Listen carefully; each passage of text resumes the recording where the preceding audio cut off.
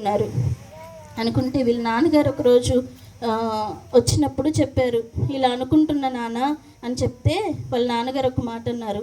అంటే దేవుడు ఇస్తే నువ్వు ఇస్తావా లేకపోతే ఇవ్వవా అని చెప్పి ఒక మాట అన్నారు. ఆ మాటతోటి డేవిడ్ పాస్టర్ గారు వెంటనే సండే రావడం ఏం చేశారంటే, నాకు దేవుడు ఖచ్చితంగా కుమారుణ్ణి ఇస్తాడు, నేను ఈ రింగ్ వేస్తున్నానని చెప్పి కానికేయడం జరిగింది. అప్పటికి నేను ఇంకా ప్రెగ్నెంట్ కూడా కాదు.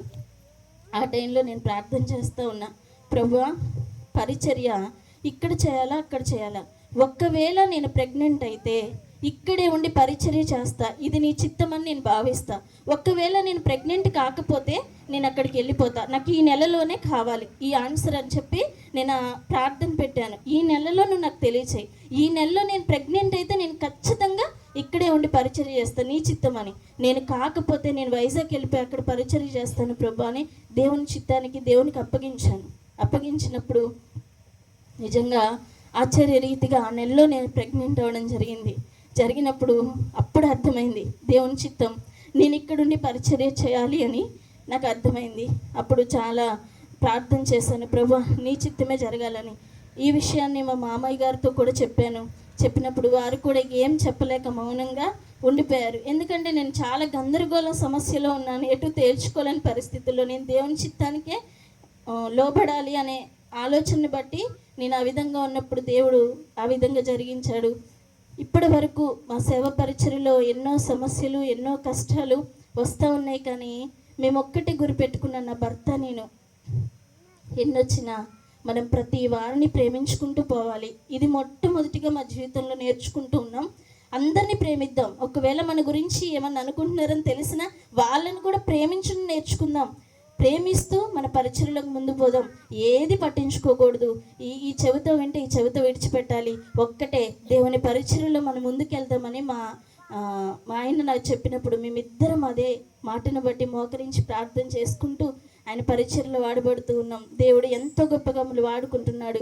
ఇది నా గొప్పతనం అయితే కాదు, ఎందుకు అనంటే నా తల్లిదండ్రులు నాకు నేర్పిన రీతిని బట్టి అని నేను చెప్పగలను. ఎందుకంటే మాకు నిజంగా చెప్తున్నాను, ఆస్తులు అంతస్తులు ఇస్తే ఈ సంతోషం ఉండేది కాదు మా జీవితంలో, అంతకంటే విలువైనది మాకు ఇచ్చారు, అది రక్షణ. ఆ రక్షణ అనేకులకు అందించాలని మాకు బలంగా మా అమ్మ మా నాన్న నన్ను నిలబెట్టారు. అటు రీతిగా దేవుడు మమ్మల్ని వాడుకుంటున్నాడు. ఇది దేవునికి వందనాలు, మహిమ. అద్భుతమైన విషయాలు, చాలా విషయాలు మీతో పంచుకున్నారు. మన మధ్యలో అనుష గారు ఉన్నారు, జస్ట్ ఒక 2 నిమిషాలు మాట్లాడండి. అయ్యగారు అమ్మగారు ఏ విధంగా వారి ద్వారా మీరు ఆత్మీయ పాటలు నేర్చుకున్నారు, త్వరగా ముగించేసి వాళ్ళ 10th కల్లా కొన్ని విషయాలు మాట్లాడండి. మీ అందరికీ నా యొక్క వందనాలు.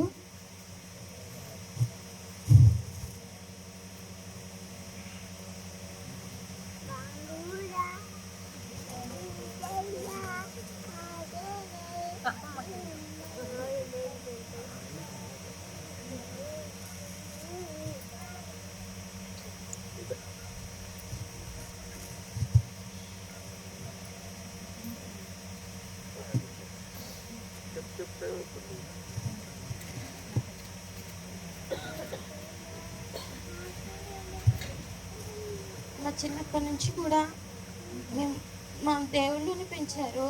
డాడీ ఎక్కువసేపు మోకాలు ఉంచి ప్రార్థన చేయడం నేర్పించారు. బాగా చాలా గంటలైనా అట్లా పైకి మోకరించి ప్రార్థించాలి అలా నేర్పించేవాళ్ళు అన్నమాట. ఆ విధంగా మోకరించి ప్రార్థించడం నేర్పించారు. చిన్నప్పటి నుంచి వాక్యాలు కూడా మేము ఎక్కువ బైబిల్ చదివినాకంటే కూడా చాలా విషయాలు నేను బైబిల్ గ్రంథం నుంచి చెప్పగలను.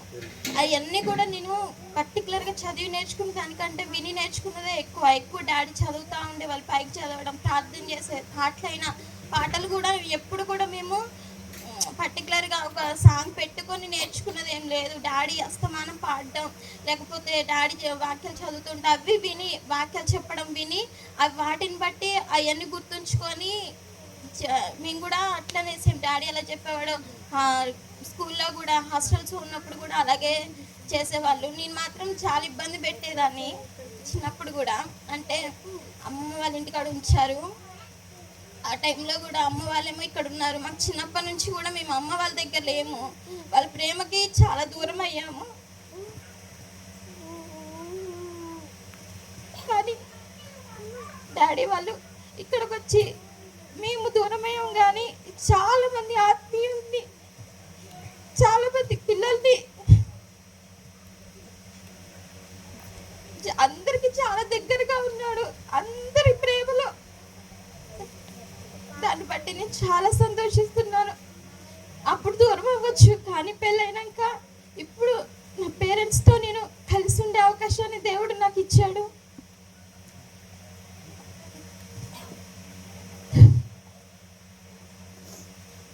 అక్కడ ఉండి కూడా ఇక్కడ సేవ చేస్తూ అక్కడ ఉన్నప్పుడు కూడా నేను నా వల్ల చాలా ఇబ్బంది పడేవాళ్ళు. అది అన్నీ అక్కడ చూసుకోలేక, ఇటు పిల్లల్ని సంతోషపరచలేక, ఇటు సేవలో కూడా చాలా ఇబ్బందులు పడుతూ ఉండేవాళ్ళు. వీళ్ళకి ఫుడ్ తినడానికి కూడా ఉండేది కాదు, చాలా కష్టాలు అనుభవించారు. అది చూస్తేనేమో పిల్లలు దూరంగా ఉన్నారు, వాళ్ళు ఎలా ఎదుగుతున్నారో ఏంటో అని చాలా బాగా ప్రార్థన చేస్తూ ఏడ్చుకుంటూ ప్రార్థించేవాళ్ళు. ఆ విధంగా మేము ఎదుగుతూ ఉండేవాళ్ళం. నేను ఒక దొంగతనం చేశాను. అమ్మ ఏం చేస్తుందంటే క్యాండిల్ వెలిగించి చెయ్యి దాని మీద పెట్టుకొని కాల్చుకోవడం స్టార్ట్ చేసింది. నువ్వు ఇట్లా ఉండకూడదు అనేసి అలా అమ్మ తనకి తాను హర్ట్ చేసుకుంది అనమాట. నన్ను డైరెక్ట్గా నన్ను ఏమి అనకుండా, ఒక మాట కూడా అనకుండా తను హర్ట్ చేసుకుంటూ ఉండేది. ఇట్లా అంటే ఈ విధంగానైనా తప్పు చేయకుండా ఉంటారని ఆ విధంగా నమ్మని పెంచడం జరిగింది. మన వాక్యంలోను ప్రార్థనలోను ఈరోజు వాక్యం ఏ విషయం గురించి, ఒక టాపిక్ గురించి ఎవరైనా దాని ఒక టాపిక్ మీద మెసేజ్ ఇవ్వండి అంటే కూడా ఇప్పుడు చెప్పగలిగే స్థితిలో ఉన్నాం. ఎందుకంటే ఆ విధంగా మేము చిన్నప్పటి నుంచి ఎదిగాము. చిన్నప్పటి నుంచి వాక్యాల్లో, ప్రార్థనలో, పాటల్లో, ప్రతి విషయంలో కూడా ముందుండాలనేసి దేవుని పరమైన దాంట్లో ఎక్కువగా శ్రద్ధ చూపించి దేవునిలో మంచిగా ఎదిగాము మేము. మా పెళ్లి విషయంలో కూడా, పిల్లల విషయంలో, అన్ని విషయంలో కూడా మేము ఈ విధంగా ఈరోజు ఉన్నామంటే కేవలం వారి వల్లే. మేము ఇంకెక్కడైనా పుట్టుంటే మాకు ఈ రక్షణ వచ్చి ఉండేది కాదు. దేవుడు దయ వల్ల దేవుడు మాకు మంచి తల్లిదండ్రులు ఇచ్చారు. మాకు మంచి జ్ఞానాన్ని, మంచిగా బోధించే కృపను దేవుడు మాకు వారికి ఇవ్వడం వల్ల ఈరోజు మేము ఈ విధంగా ఉన్నాము. ఈ విధంగా మంచి ఫ్యామిలీస్ తోటి ఈరోజు ఇంత హ్యాపీగా ఉన్నాం. దేవునికి వందనాలు చెల్లిస్తూ ఉన్నాను. ఇచ్చిన సాక్ష్యం దేవుడు. గట్టిగా చప్పట్లు కొడదామా? విలువైన విషయాన్ని ఇంత పంచుకున్నారు. నిన్న వారి సేవకులు ఉన్నారండి.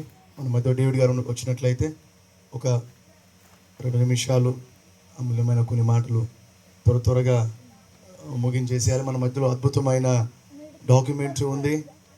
ఏ విధంగా వారు తమ స్వగ్రామాన్ని విడిచిపెట్టి ఈరోజు ఈ అద్భుతమైన పరిచయకు వచ్చారు. అవన్నీ డాక్యుమెంటరీ కాసేపట్లో వీక్షించబోతున్నాం. కొన్ని విషయాలు 2 నిమిషాలు పంచుకోవాల్సిన కోరుతున్నాం. దేవుని నామానికి మహిమ కలుగును గాక. ముందుగా దేవునికి స్తుతులు చెల్లిస్తున్నాను. ఇక్కడ ఉన్న దైవ సేవకులకు, వచ్చిన సంఘం అంతటికి మన రక్షకుడును ప్రభువైన యేసుక్రీస్తు నామంలో హృదయపూర్వక వందనాలు తెలియజేస్తున్నాను.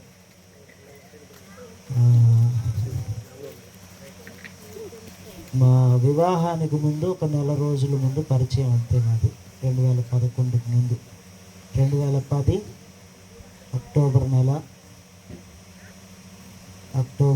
అక్టోబర్ నెలలో వచ్చాం చూడటానికి. నవంబర్లోనో డిసెంబర్లోనో ఎంగేజ్మెంట్ అయింది.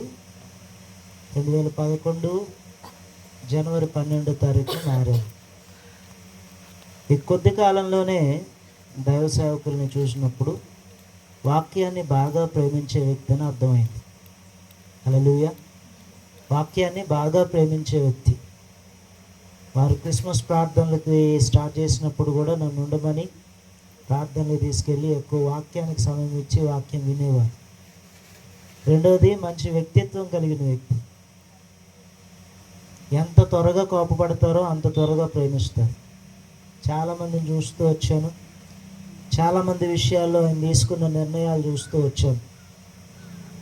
ఎంత కోపపడతారో దేవునిలో అంత త్వరగా ప్రేమిస్తాడు, అంత త్వరగా అన్ని విషయాల్లో సహాయం చేస్తూ వస్తారు. ఇలాంటి దైవ సేవకులు మనకు ఉండటం చాలా సంతోషం. ఇలాంటి వ్యక్తిత్వం చాలా తక్కువ మందికి ఉంటుంది. ఎక్కడ ఓడిపోతున్నా లేకపోతే ఎక్కడ పడిపోతున్నా మరలా అక్కడి నుంచి వాళ్ళని ప్రారంభించి మరలా వాళ్ళని నిలబెట్టే పరిస్థితి, అటువంటి జ్ఞానాన్ని దేవుడు దైవ సేవకులకు ఇచ్చాడు. అందుని బట్టి దేవునికి స్తుతులు చెల్లిస్తూ ఉన్నాను. అంతేకాకుండా అన్ని విషయాల్లో ప్రేమిస్తూ వచ్చారు. మామూలుగా మేమిద్దరం ఎప్పుడు మాట్లాడినా ఇటు ఇలా అమ్మగారి నుంచి లేకపోతే కూతురు నుంచే తప్ప డైరెక్ట్గా ఎప్పుడు మాట్లాడుకోం. ఒకరంటే ఒకరికి గౌరవం, ఎప్పుడు గద్దించలేదు, ఎప్పుడు ఒక మాట కూడా అనలేదు. మళ్ళీ ఇంకా ఈ మధ్యలో కొత్త స్టార్ట్ చేశారు ఏంటంటే డేవిడ్ గారు అని పిలవటం మొదలుపెట్టారు. మరి అది దేవుని కృపను బట్టి మరి ఆ గౌరవం కాపాడుకోవటానికి దేవుళ్ళు ముందుకు కొనసాగుతాను. ఎంత మంచి దైవ సేవకులను మామగారిని ప్రతి విషయంలో మేము అడగంగానే అడిగితే సహాయం చేయడానికి సిద్ధంగా ఉంటారు. కాకపోతే మేమేంటంటే దేవుని దగ్గర నుంచి పొందుకునేదాకా ఎదురు చూద్దాం, దేవుని యొక్క సహాయాన్ని మనం పొందుకోవాలి అనే విషయాన్ని బట్టి ఇద్దరం ఒకరికొకరు మాట్లాడుకొని ప్రార్థన చేసుకుంటాం.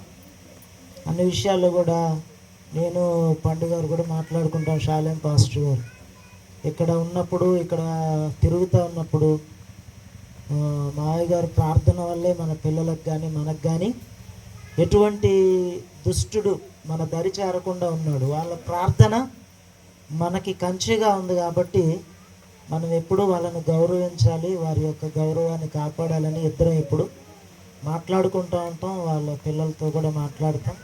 మా పిల్లలకు కూడా అదే నేర్పిస్తాం. ఏదన్నా బాగోలేకపోయినా ముందెళ్ళి ప్రార్థన చేయించుకోండి, తర్వాత హాస్పిటల్ అయినా ట్యాబ్లెట్లు అయినా. ఎందుకంటే అంత శక్తి కలిగిన గొప్ప దైవ సేవకుల్ని దేవుడు మాకిచ్చారు, మీకు ఇచ్చారు.